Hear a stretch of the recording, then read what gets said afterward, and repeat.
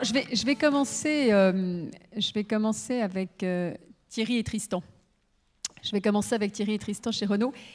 Parce qu'ils ont mis au point chez Renault un dispositif de pilotage des ressources humaines sur les sites qui est assez bluffant, très innovant. Donc j'aurais aimé que vous puissiez nous le présenter, que vous puissiez également nous dire qu'est-ce que ça suscite. Hélène parlait de transversalité, donc quelles sont les parties prenantes, enfin les directions qui sont impliquées à l'intérieur de Renault par rapport à ce dispositif.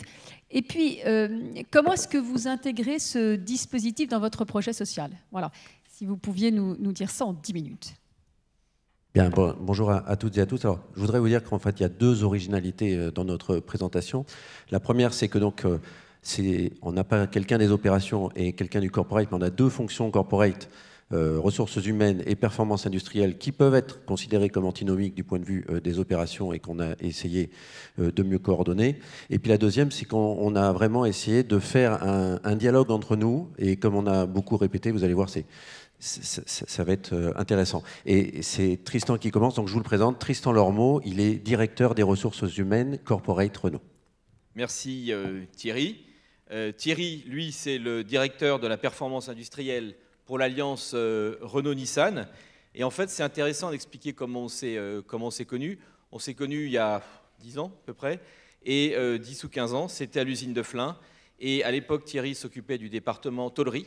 Et moi, j'étais le responsable du service ressources humaines. Donc, c'était le taulier, hein, comme on dit en usine. Et moi, j'étais le RH. Et donc, aujourd'hui, chacun a fait son chemin. Et donc, toi, tu t'occupes de la performance de toutes les usines, à la fois de Renault et de Nissan. Mais aujourd'hui, tu vas nous parler plus spécialement des enjeux industriels des usines de Renault. Alors, exactement. Donc là, je pense qu'on a un slide. Bon. Il faut avoir en tête, je pense que vous l'avez en tête, que Renault, c'est une entreprise internationale, mais qui est jeune à l'international, puisque ça fait assez peu de temps, finalement, qu'on fabrique plus d'une voiture sur deux en dehors de l'Europe. Et donc, on a dû subir une transformation, notamment en termes de pilotage et en termes d'appréhension des problématiques locales, qui a été très rapide. Alors, finalement, les enjeux industriels d'une entreprise comme Renault, c'est assez simple, hein. C'est fournir à chaque client qui a commandé une voiture un véhicule à la qualité qu'il souhaite, dans le délai qu'il espérait, et qu'en parallèle, on les fabriquait au bon coût pour ne pas mettre en péril la profitabilité et la pérennité de l'entreprise. Alors depuis qu'on a repris les présentations là, depuis la pause, c'est à peu près 1500 voitures qui sont sorties des chaînes de Renault et un peu plus de 3000 qui sont sorties des chaînes de Renault et Nissan. Et en face, c'est 3000 personnes qui attendent l'achat automobile, pas comme quelque chose de tout à fait anodin, parce que quel que soit finalement le niveau de gamme de la voiture qu'on achète, c'est toujours un élément important dans sa dépense budgétaire de l'année. Donc ça, c'est la première chose. Et puis la deuxième chose, c'est la compétitivité et l'extrême concurrence du marché automobile. Donc une voiture, c'est à peu près, je pense que vous l'avez en tête, 15 € du kilo. Donc c'est à peu près la gariguette, quoi. Hein, en ce moment, française. Avec, vous l'imaginez bien, une chaîne de transformation comparée entre la gariguette et la voiture qui est un peu différente. Donc on est dans un milieu qui est extrêmement concurrentiel, et donc le pilotage des opérations est quand même important parce qu'on peut très très vite perdre beaucoup d'argent. Alors, on a pour ça une colonne vertébrale qui est le système de production Renault, donc Production Way, issu des méthodes de qualité totale japonaises. J'insiste sur ce fait-là parce que c'est pas quelque chose. Le système de production, c'est quelque chose qui repose à la base sur l'humain. Et la façon dont on construit nos standards de production, c'est bien avec les hommes et les femmes qui travaillent dans les usines de Renault. Donc on n'oppose pas le système de production au management, c'est complètement intégré. Par contre, la fragilité de ce type de système, c'est que ça se base sur une amélioration de la performance pas à pas. Et quand on a une production à l'échelle mondiale, on est toujours en crise. Donc on a le rouble qui s'effondre. Dans un marché russe qui était en pleine croissance, le rouble s'effondre. C'est-à-dire qu'on prévoyait de mettre une troisième équipe en Russie. On est obligé de retenir les talents tout en étant obligé de résoudre.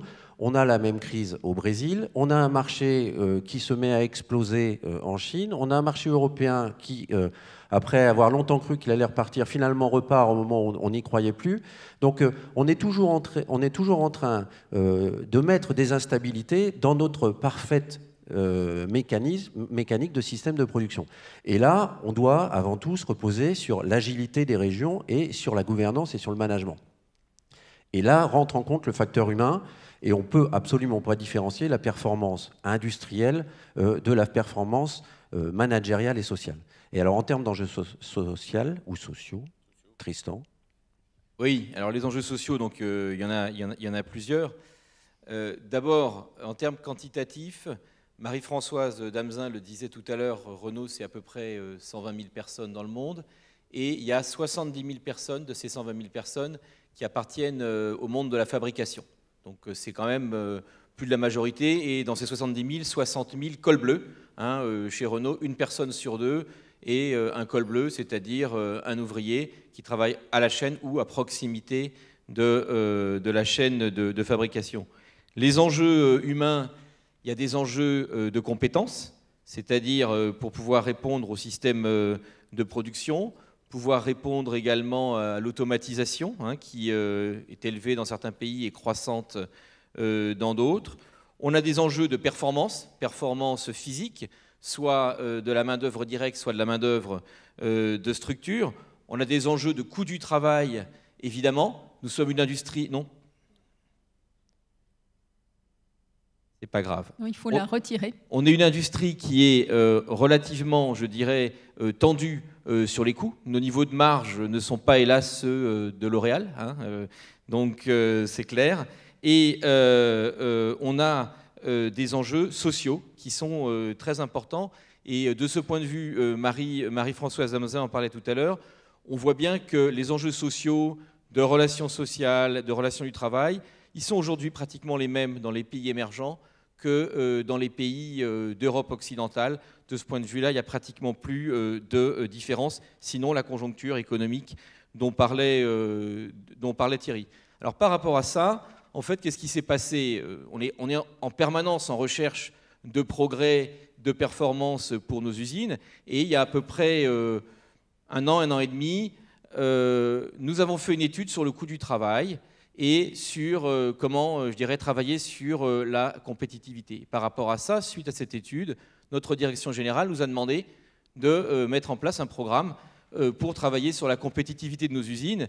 Et l'idée a été de travailler sur une notion, on va dire, enrichie de la compétitivité, qui ne se limite pas au coût du travail, mais qui prenne en compte toutes les dimensions de la compétitivité. Donc là, on peut passer au visuel suivant. Et donc, je vais laisser Thierry présenter la façon dont on a, je dirais, conjugué les différentes dimensions de la compétitivité.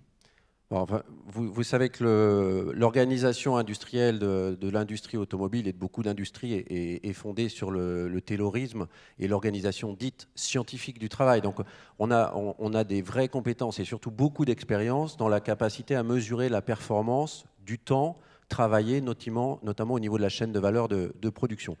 Là, l'enjeu, c'était finalement d'essayer de développer une organisation scientifique qui puisse s'adapter à un domaine qui est un peu plus soft, qui est l'ensemble des composantes ressources humaines, et de ne pas simplement opposer d'un côté finalement ce qu'on appelle la performance physique, c'est-à-dire j'organise mes cadences, j'optimise les postes de travail, je rationalise, je fais du lean management, et ensuite on multiplie par les inducteurs locaux de coût du travail, d'absentéisme, de particularités, mais finalement de se dire on va essayer de proposer aux régions et aux pays un outil commun, puisque finalement, on n'arrive pas à dissocier l'ensemble des composantes RH de l'ensemble des composantes de performance industrielle. Donc on est arrivé sur ce radar. Alors on est habitué au niveau du manufacturing de Renault à comparer les usines entre elles et sur les différents KPI. Donc on aime bien ce type d'approche qui est, je vous le concède, un peu technique. Et finalement, mais de mettre au même niveau, et c'est ça qui est très important, les différents inducteurs qui font la performance d'aujourd'hui, mais aussi celle de demain. Donc, si je commence par l'efficacité physique, donc qui est finalement celle qui concerne le plus mon domaine. Donc là, on est évidemment sur la productivité des postes de travail, mais on va être vite sur le taux d'automatisation. Et si vous voyez en symétrie de l'efficacité physique, vous avez le coût du travail. Alors, si évidemment, dans une usine marocaine où le coût du travail est inférieur à 5 € de l'heure, ou dans une usine coréenne où il est en train de dépasser les 30 €, vous n'avez pas forcément la même politique d'automatisation. Il faut quand même avoir une vraie coordination de l'ensemble. En bas, le socle, c'est les compétences. Alors les compétences, vous avez toute la dynamique et la gestion dynamique des compétences avec les instabilités que j'évoquais, c'est-à-dire que on gère en même temps et au même moment le besoin de produire 2 fois plus de véhicules dans une usine donnée parce que le modèle a un grand succès ou parce que le marché explose, et dans un autre endroit du monde, avec des temps caractéristiques qui sont très très courts, une baisse d'activité qui pose énormément de problèmes pour le pilotage des compétences. Donc ça, c'est, on peut dire, les compétences techniques. Et puis après, il y a le corps de compétences qui est finalement, est-ce que mon corps social a une vraie expérience de fabrication du manufacturing? Et ça se construit progressivement. Et si jamais je déstabilise trop, si j'ai par exemple trop de turnover, si j'utilise trop de personnel temporaire, et bien là, je me mets en difficulté. À l'inverse, et là je me remets symétriquement, si je suis sur un personnel trop stable, je peux avoir un coût du travail qui est excellent, je peux avoir une performance qui est excellente, mais si jamais ma production doit baisser, je me retrouve dans une situation compliquée. Et donc vient ici la notion d'agilité, et on y a mis le dialogue social, parce que c'est finalement, en tout cas au niveau de l'entreprise et au niveau des échanges qu'on peut avoir avec les régions, sur le sujet de la flexibilité, qu'on peut avoir les principales négociations et les principales monnaies d'échange avec les organisations syndicales. On a pu vivre très récemment dans une usine de Renault qui est une des plus performantes et qui est même cette année la plus performante du groupe, qui avait un radar extrêmement brillant avec un niveau quasiment excellent sur tous les axes et juste une petite fragilité qu'on avait pu observer sur la maturité du dialogue social. On a perdu quelques voitures. On s'est dit que finalement on aurait dû faire le radar avant et mettre ensemble le plan d'action avant. Ce qui est intéressant, si vous voulez, c'est que avec cet outil-là, on arrive à mettre autour de la table, alors c'est un peu technique, mais on arrive à mettre autour de la table l'ensemble des composantes de l'entreprise dans des réunions, qu'elles soient de direction générale ou qu'elles soient au niveau de la région, et de bâtir des plans d'action qui soient à la fois en conformité avec ce qu'on souhaite pour la performance industrielle d'aujourd'hui et celle de demain, et les problématiques de business des régions. Tout à fait. Un mot de conclusion. Un mot de conclusion, absolument. Il y a un point qui est important, Thierry le soulignait là-dedans, c'est le dialogue social. C'est-à-dire qu'en fait, comment ça s'articule, tous ces éléments, c'est des éléments à la fois de politique industrielle, de politique RH. Il y a un point clé qui est le dialogue social. Marie-Françoise Damzin parlait des accords de compétitivité. L'indice de maturité en fait, de dialogue social qu'on a sur cette grille qui nous permet de piloter des plans d'action, c'est notre capacité à négocier avec les partenaires sociaux dans le pays concerné un accord de compétitivité. Et un accord de compétitivité, c'est un accord qui porte sur 3 ou 4 ans. Donc c'est un accord qui porte sur du moyen terme, ce n'est pas un accord de court terme, c'est un accord aussi qui est multidimensionnel, donc qui va traiter à la fois des salaires, à la fois des compétences, de l'emploi et de la flexibilité. Donc on va retrouver également ces différentes dimensions. Et là, on est également dans la prise de risque qui a été évoquée à la fois par Frère Samuel et tout à l'heure par l'intervenant donc, précédent, sur la prise de risque. Et là, la prise de risque, c'est quoi? C'est est-ce qu'on arrive à se mettre d'accord avec des partenaires sociaux et à s'engager pour 3 ou 4 ans, se faire confiance en fait pour les 3 ou 4 années qui viennent et à accepter, je dirais, de construire ensemble un projet pour cette usine. Je conclus, Caroline. Qu'est-ce qu'on peut dire par rapport à ça? C'est qu'on y trouve, selon moi, quelques caractéristiques du capitalisme responsable. Lesquelles? La première, c'est que c'est une approche, un capitalisme qui est ancré dans l'économie réelle. La deuxième, c'est un capitalisme qui est tourné vers le moyen-long terme. Et la troisième, c'est que c'est un capitalisme qui est persuadé que la valeur est créée par l'homme, et donc qui est centré sur l'homme comme étant celui qui va créer et apporter la valeur. Merci. Merci beaucoup Thierry, merci beaucoup Tristan. C'est vrai que c'est un cas tout à fait spectaculaire hein, de pilotage de la performance sociale, économique et opérationnelle, et qui est tout à fait innovant et tout à fait bluffant.